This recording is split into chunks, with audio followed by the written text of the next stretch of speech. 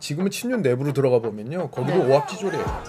자기들끼리도 서로 뭐 갈등하고 누가 사실 더 책임 있는 거 아니냐, 뭐 우리가 살려면 어떻게 해야 되냐 이런 얘기 하고 있습니다 지금. 근데 그런 분들 중에 내가 책임이 있었고 내가 잘못 모셨다 그런 분들 한 명도 없어요. 근데 그분들하고 사적으로 대화해 보면 계엄 진짜 말도 안 되는 짓이야. 왜 그런 걸 했는지 모르겠어. 이런 얘기를 해요. 뭐 하는 거야 이게 지금?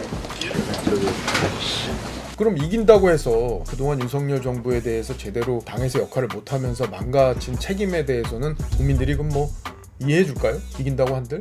지면요 그 사람들 말도 못 꺼냅니다. 무조건 그 큰 흐름에 쓸려갈 수밖에 없어요. 한동훈 후보가 만약에 당권을 잡는다, 굉장히 생각하고 싶지도 않은 친윤 핵심 분들한테는 어떤 재앙 같은 일이에요. 친윤들은 지금 숙주를 찾고 있거든, 자기들이 살기 위해서. 근데 누구를 숙주로 할까? 이준석으로 봤다가 또 한덕수로 봤다가 그러고 보니까 지금은 홍준표밖에 없을 것 같아요. 제가 좀 과감히 예언을 하나 해보자면은 예언 잘 안 하시는데. 그러니까요. 예. 선거 끝나고 나면요 분명히 그런 분들 많을 겁니다. 우리 모두의 책임이다. 누구 잘못 누가 잘하는 사람이 누가 있냐 우리 모두의 책임이다. 이건 예언할 수 있어요. 예, 그럴 거라고 하네요. 잘 싸우셔요. 예. 공감하기 싫은데 왜 공감이 되죠?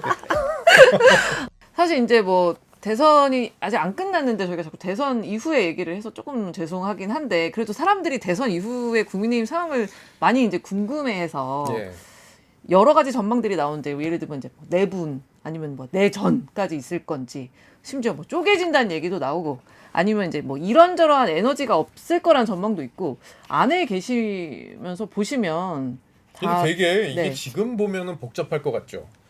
대선 끝나고 나면요 심플해요. 심플. 그냥 책임져야 될 사람이 분명한 상황이에요. 이기든 지든 네. 이기든 지든 마찬가지예요.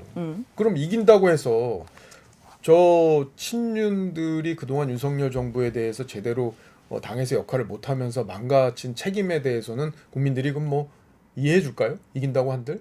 지면요 그 사람들 말도 못 꺼냅니다. 무조건 그 큰 흐름에 쓸려갈 수밖에 없어요. 왜냐하면 책임론. 그리고 본인들도 구심점이 없어요.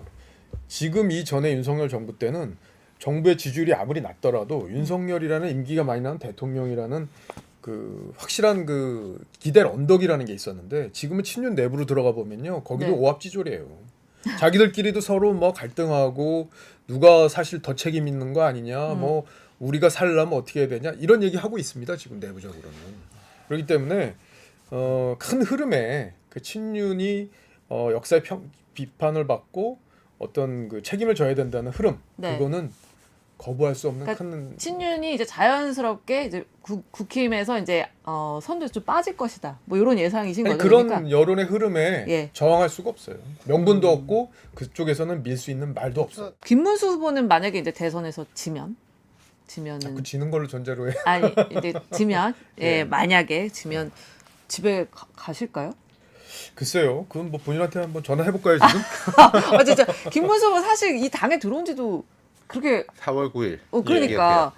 그런데 이제 본인이 후보로서 선거를 치렀는데 만약에 졌다라고 하면은 그 이후에 어떻게 만약에 하실까? 졌다라는 가정을 하신다면 얼마나 지느냐가 중요하죠. 예를 들어 차이가 얼마 안 났다 그러면은 얼마든지 이제 당에 대한 지분이나 선거 과정에서 이런 것들을 만들었기 때문에 얼마든지 또 당권에 도전하실 수도 있는 기반이 마련이 되는 거고, 만약에 그렇지 않고 뭐 굉장히 큰 표차로 지게 된다.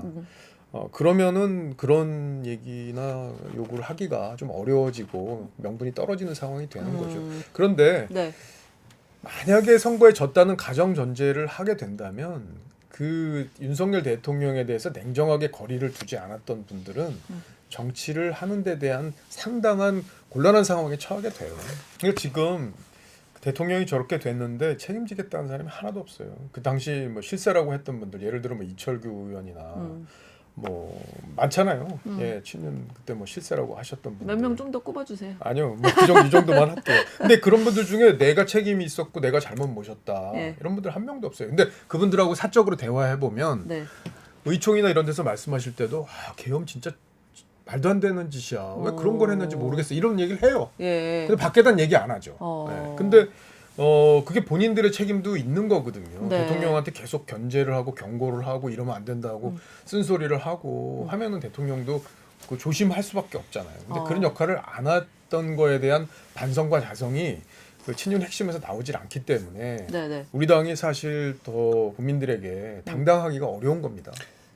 소위 친윤 의원들이랑 그래도 사적으로 얘기는 많이 하죠. 당연히 하세요? 하죠. 네. 예, 예. 뭐 권성동 말도 원내대표- 안 섞을 것 같아요. 권성동 원내대표랑 뭐 인사도 하시고 말도 하시고. 권성동 원내대표 제가 이제 사퇴를 공개적으로 요구를 했고 예. 그리고 이제 뭐 단톡방에서도 얘기를 했고 페이스북에도 저는 썼어요. 다른 네. 분들은 할 걸 다 하셨네. 근데 다 갖고. 그날 마침 서울 유세에서 예. 만났어요. 어머. 예. 근데 이제 사실 서울 유세 때 이제 서울역 유세였었어요. 네네. 서울역 유세. 그때 이제 그 앞에 권영세 전 비대위원장이 나왔다가 이제 조금 이제 그 지지자들로부터 야유를 받았어요. 네. 근데 권성동 원내대표는 받는 조금 늦게 오시긴 했는데 네. 그 마이크를 안 잡으시더라고요. 그리고 이제 저랑 인사를 하는데 손을 너무 꽉 잡으셔가지고 감정이 좀 실렸구나. 이렇게 꽉 예, 이렇게. 저랑 원래 잘 알고 예. 저랑 신뢰도 있던 사이예요. 그리고 예. 권성동 원내대표는 사실은 정권 초기에 대통령한테 찍혀가지고 뭐 뭐 그런 게 그렇게 있었죠. 큰 네. 권력을 누리지도 않았어요. 그러니까 멀어졌다고 그때 그랬었잖아요. 예. 그랬기 때문에 근데 이제 그 과정이 여러 가지 이제 본인도 잘못한 부분이 있었기 때문에 이제 결국에는 내쳐진 거죠. 근데 그 이후의 활동 부분, 그러니까 원내대표가 된 이후의 활동 부분에 있어서는 네. 분명히 민심과 다른 길을 간 건 맞고 무엇보다 한덕수 후보 교체 과정에서 본인이 단식까지 하고 그 말량한 후보라고 우리 후보를 뽑아놓고 완전 폄하하고 네네네. 그런 일들이 앞장을 섰기 때문에 지금은 그거에 대해서 분명히 책임이 있다는 게 제 주장입니다. 제가 좀 과감히 예언을 하나 해보자면은 오 예언 잘 안 네. 하시는데. 그러니까요. 예. 선거 끝나고 나면요 예. 분명히 그런 분들 많을 겁니다. 우리 모두의 책임이다. 누구 잘잘못 누가 잘하는 사람이 누가 있냐 우리 모두의 책임이다. 예. 그리고 지금 이 이재명 정권이 다 우리 죽이려고 하는데 근데 우리가 하나 지금 돼서- 싸울 때가 아니다.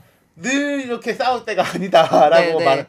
우리 분명히 내에서 그렇게 싸울 때가 아니다. 이야기를 많은 분들이 하실 거예요. 아. 저 이건 예언할 수 있어요. 예, 제가. 그럴 거라고 하네요, 의원님. 잘 싸우셔요. 예.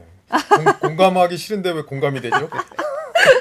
근데 예. 그게 이제 이준석 당권 주고 뭐 친윤하고 연대하고 뭐 단일화할 때 뭐 친윤들이 뭐 당권 밀어주고 뭐 이런 얘기하고 연결이 돼 있는 거잖아요. 그러니까 홍준표 전 시장이 그렇게 이준석 나 찍을 거야라고 공개적으로 얘기를 해도 친윤 중에 누가 비판하는 사람 본 적 있어요? 없죠. 없죠. 예.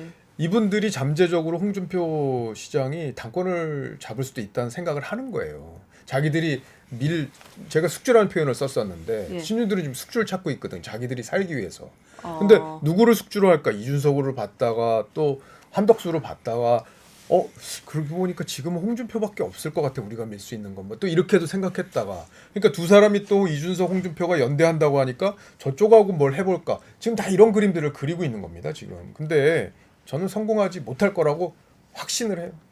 이 다음에 전당대회도 어쨌든 친윤들은 최선을 다할 거예요. 제가 볼 때는 무슨 계획을 세우든 세울 겁니다. 예. 그걸 뚫어낼 수 있는지 여부가 중요해요. 다만 저는 명분은 충분하다고 봅니다. 어떤 대선에서 어떤 결과가 나오든 예. 우리가 그걸 향해서 갈 수 있다는 이뤄낼 수 있다는 자신감은 있어요. 뭐 왜 열심히 하냐 안 하냐 한동훈한테만 그러잖아요. 홍준표한테 아무 말도 못하면서. 이게 만만해서 그런 게 아니라 두려워서 그런 거예요. 두려워서. 그러니까 중요한 부분을 한번 생각해 보면 한동훈 후보가 만약에 당권을 잡는다. 네. 굉장히 생각하고 싶지도 않은 친윤 핵심 분들한테는 어떤 재앙 같은 일이에요. 왜냐하면 다음에 총선을 치를 때 만약에 그때 당권이 한동훈 대표에게 있을 때 우리가 살아남을 수 있을까 하는 본질적인 물음을 갖게 만드는 게 바로 한동훈입니다.